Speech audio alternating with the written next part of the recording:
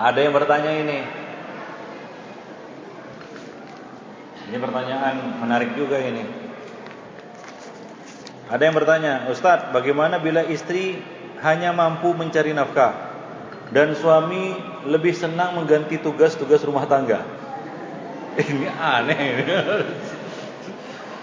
Istilahnya katanya saling mengisi kekurangan. Apa itu menyalahi fitrah? Kalau sekedar membantu tidak mengapa. Ya, tapi menggantikan tugas istri, nah itu tidak. Ya, jika tidak ada udzur. Ya, lain halnya kalau suami terduduk nggak bisa apa-apa, bangkit pun nggak bisa, terbaring di atas ya ranjangnya karena sakit. Ya mungkinlah. Ya, tapi selama dia masih sehat, segar bugar, ya masa dia tega? Ini raja tega ini. Ya, dia lebih senang masak, nyuci. Ini menyalahi fitrah jelas. Jangan-jangan nanti ini betul nggak ini laki-lakinya gitu. Artinya jantan atau enggak gitu. Bahaya ini, kan begitu ya. Nah, ini jelas menyalahi fitrah. Ya, sebagai laki-laki kata Allah Subhanahu wa taala, kita dilebihkan karena apa? Wa bima anfaqu min amwalihim. Allah melebihkan kita kaum laki-laki karena kita bisa mencari nafkah, kita diberi kekuatan, kita enggak haid. Ya kan? Tenaga kita kuat. Nah, apakah pantas kita berpangku tangan? Ya malas, nganggur. Ya.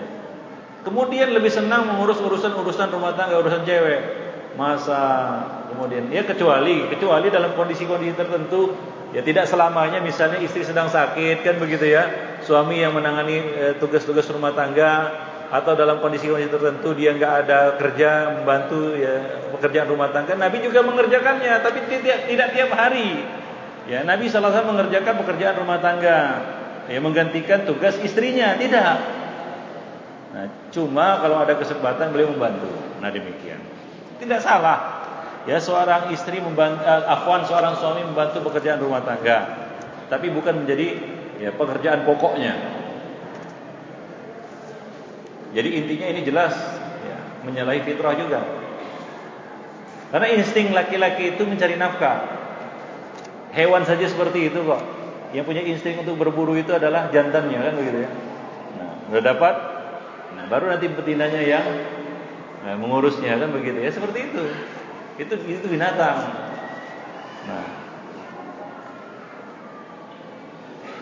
Nah ini ada yang bertanya nih para ummahat, bagaimana kriteria suami yang baik? Nah ini ya kajian khusus pula ibu-ibu. Mungkin ibu-ibu merasa ini kita kena tembak ini. Ini pasti ketawa senyum-senyum ini para suami ini senyum-senyum ini, nanti kita ditembak nih di rumah nih katanya. Ya sebagaimana kita katakan, majelis ini kebetulan untuk para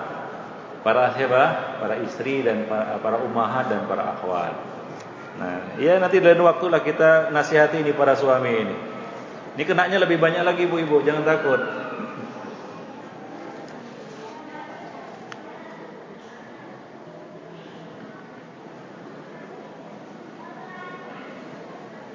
Nah, ini ada yang bertanya, ini pertanyaan juga bagus. Di dalam rumah tangga, apakah suami yang memegang keuangan ataukah istri? Dan apakah istri boleh tahu penghasilan suaminya? Istri boleh kita katakan bertugas sebagai bendahara di dalam rumah tangga. Artinya istri yang pegang uang, boleh. Tapi bukan dia yang mengatur pemasukan dan pengeluaran. Ya, nah demikian. Dia boleh sebagai bendahara mencatatkan itu ya. Nah, itu juga bagus untuk mengingatkan si suami. Kadang-kadang suami enggak perhitungan kan gitu ya. Beli ini beli itu, ternyata apa? Belum ujung bulan sudah habis Sudah habis untuk beli kita katakan beli kebutuhan rumah tangga. Ya, sudah habis uang belanja. Nah, jadi perlu juga kadang-kadang si suami, tidak semua laki-laki itu cakap mengelola keuangan. Manage keuangan. Sebagaimana pula tidak semua wanita bisa memanage keuangan dengan baik. Jadi dalam rumah tangga keduanya bisa bekerja sama lah, saling mengingatkan di dalam hal keuangan ini. Ya kalau perlu ya suami menunjuk secara khusus istri untuk ya sebagai bagian keuangan, mencatat. Nah, uang belanja sebulannya berapa? Karena dia yang lebih tahu kan begitu ya. Uang belanja tiap bulan segini Mas katanya. Segini Bang. Nah, pemasukan Abang segini, berarti masih minus kan begitu ya, segini. Ya semuanya harus dibicarakan, terbuka. Nah, bolehkah seorang istri tahu penghasilan suami? Boleh sekali. Bahkan lebih baik di dalam rumah tangga itu terbuka untuk menghindari konflik. Ya, hingga kalau mau ta'adud juga jelas. Abang kan kurang mampu, penghasilan segini. Jelas kan begitu ya, terbuka. Wah, abang ini udah mampu ini, udah lebih-lebih pun. Nah, silakanlah gitu. Kalau terbuka, tapi kalau tertutup kan misterius. Misterius. Nggak tahu dia. Ya berapa penghasilan suaminya, ya tapi kok rajin jajan di luar ya. Istri pun bertanya-tanya ini, curiga. Nah kalau sudah saling mencurigai, nah ini nggak baik, ya. Nah demikian. Jadi kalau misalnya istri ingin tahu keuangan suami, penghasilannya, ya beritahu secara terbuka. Nah demikian, tidak ada larangan, ya. Nah demikian. Kecuali hal-hal yang kita katakan yang tidak perlu diketahui oleh ya kita katakan pasangan kita, hal-hal yang sifatnya rahasia kan begitu ya. Nah demikian, misalnya aset keluarga seseorang kan begitu ya, ini hubungannya dengan keluarga besarnya, nah ini nggak perlu istri tahu. Ya penghasilan di dalam rumah tangga untuk menjalankan roda ekonomi rumah tangga itu perlu diketahui oleh kedua belah pihak. Wallahu a'lam bishawab. Karena di dalam rumah tangga itu ada harta bersama, ada harta gonogini, harta suami, harta istri kan begitu ya. Nah hingga kalau meninggal suami yang dibagi itu harta suami, kalau meninggal istri yang dibagi harta istri. Nah demikian, ya. Nah dan bagusnya memang ya jelas masalah keuangan itu harusnya lebih, kalau bisa dibuat terbuka hingga nggak ada ya nggak ada ya kita katakan dusta di antara kita kan begitu.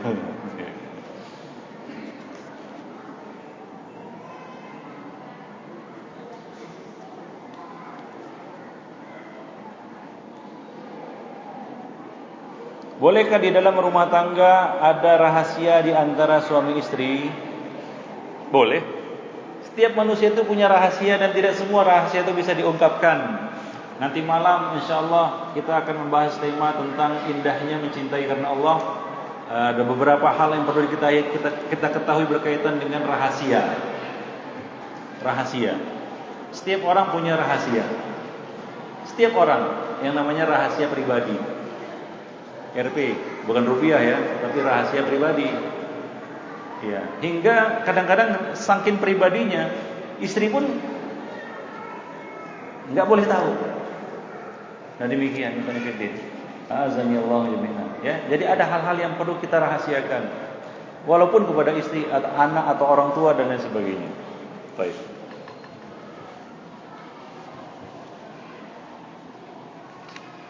Kalau boleh dalam hal apa ya? Tentunya dalam hal-hal yang sifatnya pribadi, ya. Nah demikian. Ya kita tahu sama tahu lah, TST kan, tahu sama tahu. Ada hal-hal yang ya kita pun akan marah jika itu terbongkar kepada orang lain, ya kan? Hal-hal yang sifatnya pribadi nggak bisa diungkapkan. Nah ini sifatnya bahkan kepada istri sekalipun. Wah ini pribadi sekali. Orang tua pun mungkin nggak tahu tentang rahasia ini. Nah, baik. Jadi hal-hal ada beberapa perkara yang memang perlu dirahasiakan. Ibarat kata pepatah, kalau hati kita tidak bisa menyimpan rahasia, maka hati orang yang kita titipkan rahasia itu lebih tidak bisa menyimpannya lagi. Paham maksudnya? Kalaulah hati kita sempit untuk menyimpan rahasia kita sendiri, maka akan lebih sempit lagi hati orang yang menerima rahasia itu dari kita. Paham? Ya.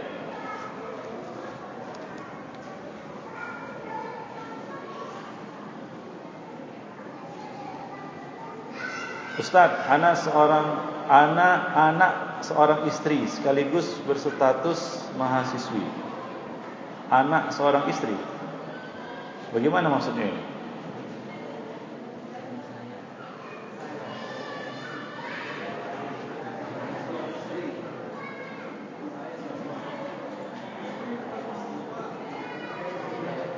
Oh, salah.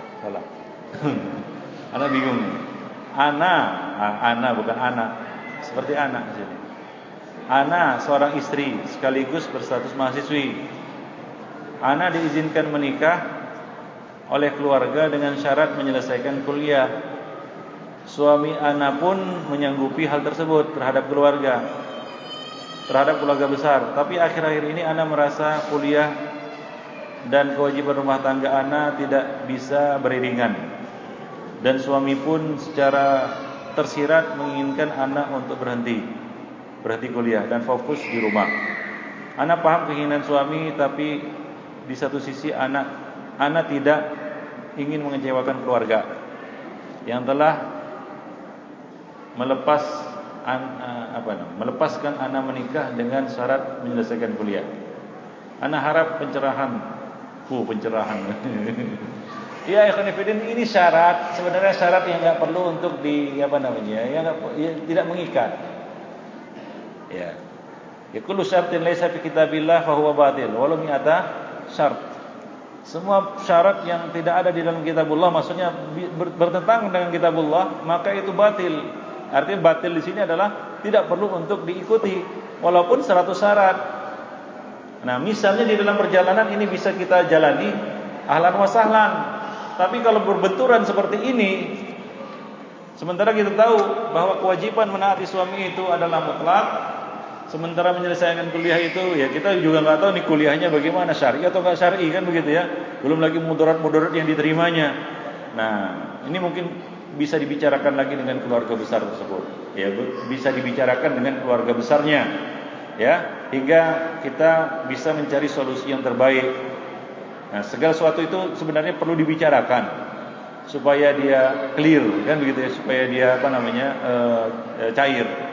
Nah, demikian ikhwan fillah rahimani wa rahimakumullah. Baik. Kecuali syarat-syarat yang memang hak. Ya. Yang memang hak ini harus diikuti, harus ditunaikan. Yang tidak melanggar syariat. Bahkan syarat itu semakin menguatkannya. Demikian ikhwan fillah rahimani wa rahimakumullah jami'an. Tapi kalau seperti ini ya mungkin perlu dibicarakan kepada keluarga besar agar mereka memahami ya masalahnya.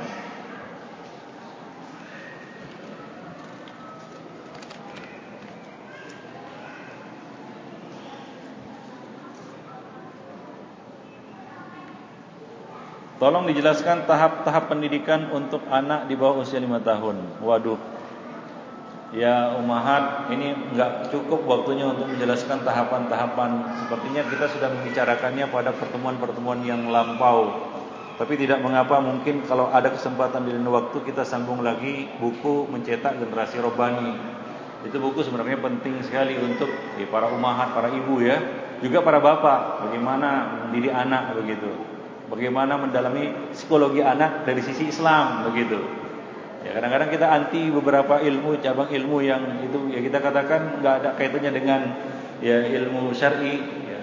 Tapi kita menafikannya, wah ini enggak syar'i, padahal ada kaitannya dengan ilmu syar'i. Nah, orang yang enggak memahami ya anaknya, karakter dan lain sebagainya, zaman sekarang tidak seperti zaman dulu, kan begitu ya. Sebagaimana antum lihat angkasa enggak seperti angkasa dulu. Kalau dulu enggak ada polusi. Wah, lihat galaksi pun bisa malam-malam kan begitu. Sekarang apa yang terlihat? Asap lah. Begitu juga manusia sekarang ini beda dengan manusia dahulu, dengan kita katakan segala macam noda dan kotoran yang melingkupinya. Jadi perlu perawatan khusus dan mengerti situasi dan kondisi, mengerti sikon. Nah, demikian. Ya, jadi ini memang hal yang enggak mudah sebenarnya dan butuh pembahasan yang lebih panjang.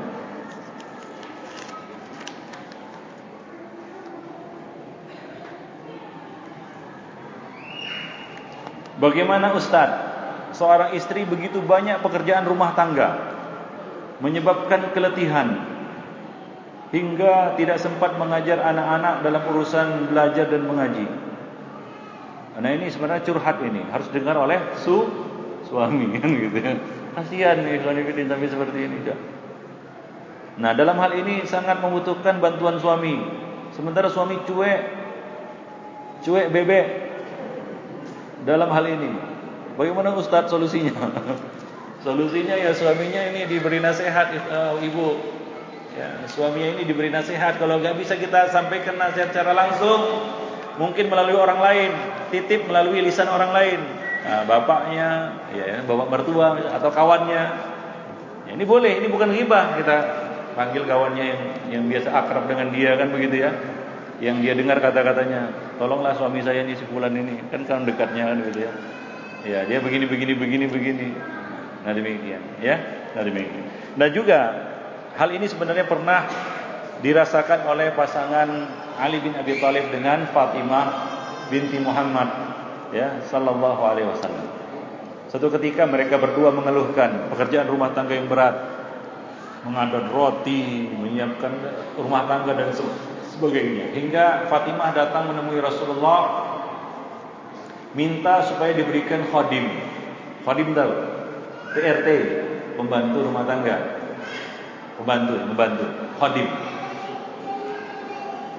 Tapi Nabi berkata kepada mereka berdua, maukah kalian berdua aku tunjuki sesuatu yang apabila kalian lakukan maka itu lebih baik daripada kalian memiliki khadim, memiliki pembantu rumah tangga. Ya maklumlah, Ali bin Abi Thalib dan Fatimah bukanlah orang berada, mampu bayar atau membeli khadim atau menyewa khadim. Mereka enggak mampu, jadi mereka minta kepada Nabi. Dan Nabi bukanlah ya kita menggunakan kedudukan beliau untuk kita katakan membantu keluarga ya dengan mungkin mengambil bukan haknya. Ya, maka Nabi mengarahkan kepada yang lebih baik. Beliau berkata kepada putri beliau dan menantu beliau, maukah kalian berdua aku tunjukkan sesuatu yang lebih baik daripada memiliki khadim? Bertasbihlah, bertahmidlah, bertakbirlah masing-masing 33 kali sebelum kalian mendatangi pembaringan. Itu lebih baik daripada kalian memiliki khadim. Ala bi dzikrillah tatmainnul qulub. Ketahuilah dengan zikrullah hati akan tenang. Kalau hati akan tenang, anggota badan juga akan relax, refresh. Ya, direfresh dia dengan apa? Dengan zikrullah. Nah, itu pengarahan Nabi kepada putri beliau, jadi kalau kita nggak bisa membayar pembantu karena tenaga pembantu mahal, ya, penghasilan suami pas-pasan, jangan kecil hati. Ya para istri, para ummahat, ada cara yang lain yang bisa menggantikan posisi PRT itu, yaitu apa? Zikrullah sebelum kita mendatangi pembaringan. Ya, coba amalkan zikir sebelum tidur. Tenang pikiran itu kan gitu. Bisa tidur nyenyak. Itu kan intinya. Inti dari istirahat adalah bisa tidur dengan nyenyak, dengan baik, istirahat dengan baik. Bangun pagi-pagi sudah segar itu. Wah, segar kan begitu ya. Kenapa? Tidurnya nyenyak. Kenapa? Karena sebelum datang ke pembaringan sudah zikrullah. Coba ya kita katakan walaupun punya pembantu kan begitu ya, dongkol saja marah pada pembantunya, tidur pun dalam kondisi dia dongkol, jengkel. Mimpi pun mimpi buruk kan begitu ya. Habis tidur, bangun tidur tengah-tengah. Enggak rileks dan lain sebagainya. Ala bi dzikrillah tatmainnul qulub. Nah demikian. Jadi jangan berkecil hati. Ya.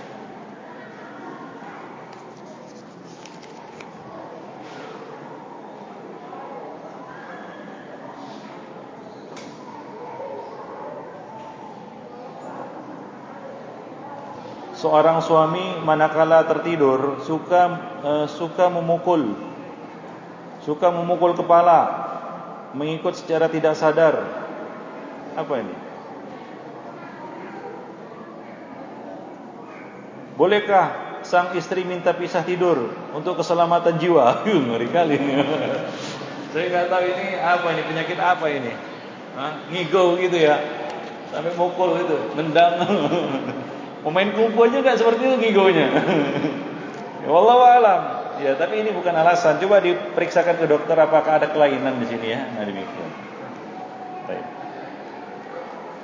Pisah tidur itu berat sebenarnya. Kalau kedua suami istri saling mencintai, berat untuk pisah ranjang, kan begitu ya. Walaupun ngigonya seperti itu. Jadi perlu diperiksakan ke dokter lah. Mungkin ada penyakit kelainan dan sebagainya yang bisa disembuhkan dan diterapi. Ini pertanyaan luar biasa. Ini kesimpulan dari pembahasan sebenarnya. Bagaimanakah cara mendapatkan suami yang soleh? Gimana? Ayo. Gimana cara mendapatkan suami yang soleh? Para ummahat. Ini siapa yang bertanya ini? Ustadz, bagaimana cara mendapatkan suami yang soleh? Gimana caranya? Siapa yang tahu? Gimana? Pak Abu? Betul Pen? Edi tahu ini punya jurus jitu dia. Jurus pamungkas. Bagaimana caranya mendapatkan istri yang suami yang soleh? Ini ada yang bertanya nih, ummahat atau akhwat, anak nggak ngerti ini. Mungkin akhwat lah, husnuzon. Bagaimana Ustaz cara mendapatkan suami yang soleh? Caranya gampang. Solehkanlah diri kita. Ya, mudah-mudahan kita dapat pasangan yang soleh. Jadilah wanita yang solehah. Mudah-mudahan Allah pasangkan kita dengan apa? Dengan laki-laki yang soleh. Karena Allah Subhanahu wa taala telah mengatakan di dalam kitabnya surat An-Nur ayat 26. Allah berfirman, "Al-khabisatu lil-khabisin wal khabisuna lil-khabisat wat thayyibatu lit-thayyibin wat thayyibuna lit-thayyibat." Wanita-wanita yang khabis, yang buruk untuk laki-laki yang buruk pula. Laki-laki yang buruk itu bagian perempuan yang buruk pula. Sebaliknya, at-thayyibatu lit-thayyibin. Ya, wanita yang baik-baik untuk laki-laki yang baik-baik. Laki-laki yang baik-baik untuk perempuan yang baik-baik. Nah, demikian ya. Satu hal yang lucu, apabila kita berangan-angan mendapatkan pasangan yang saleh, sementara kita tidak berusaha untuk menjadi wanita yang solehah.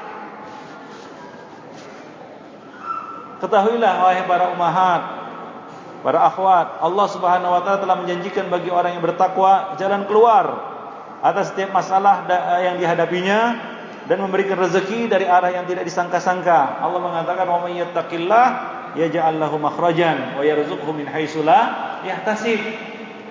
Ya, mana tahu dengan takwa kita kepada Allah, kita semakin mendekatkan diri kepada Allah. Allah Subhanahu wa taala memberikan kepada kita rezeki dari arah yang tidak disangka-sangka, yaitu apa? Suami yang saleh.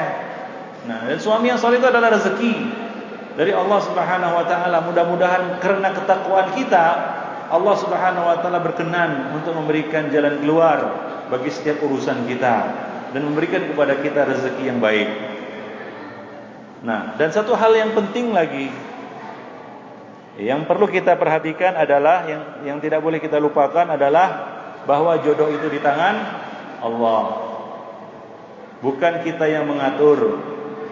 Ya, langkah jodoh maut pertemuan itu di tangan, itu ada sudah tertulis kata orang, kan begitu ya. Ketika kita berada di rahim ibu kita, jodoh di tangan Allah Subhanahu wa taala. Jadi bukan kita yang mengatur.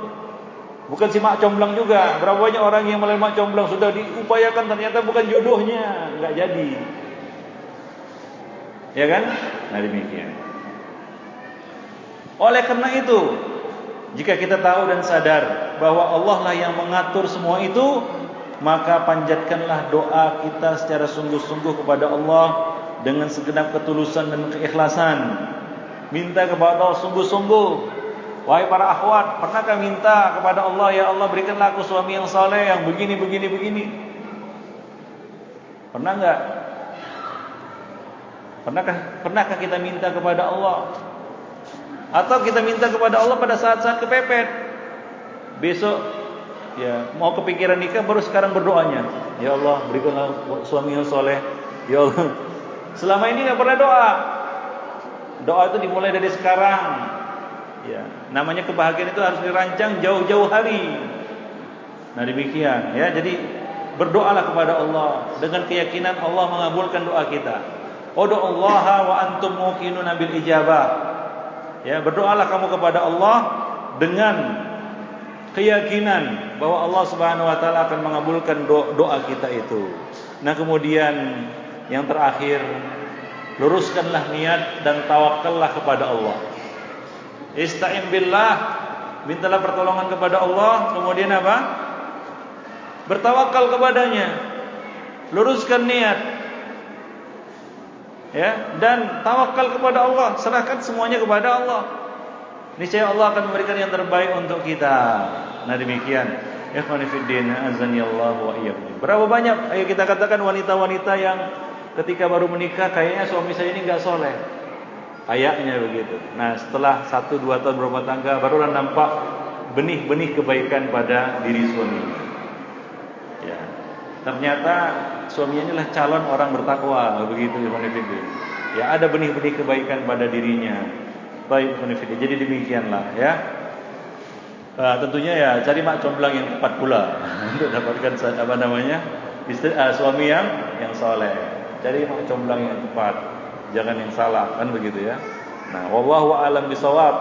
Nah, demikianlah ikhwan fillah, para ummahat yang berbahagia, para akhwat. Kajian kita pada hari ini mudah-mudahan bermanfaat bagi diri saya dan bagi para ikhwah sekalian.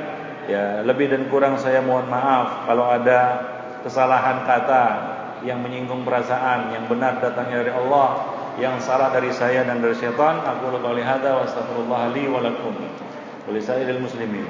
Innahu huwal ghafurur rahim.